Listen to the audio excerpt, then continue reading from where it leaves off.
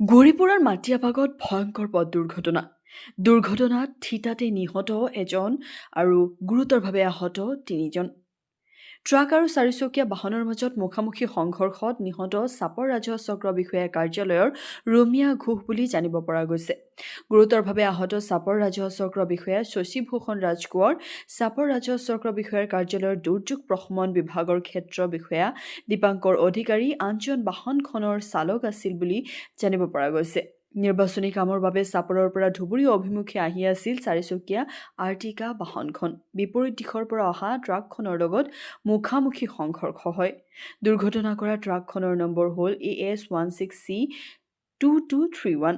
আনহাতে চাৰিচকীয়া বাহনখনৰ নম্বৰ হ'ল WB64AD9108।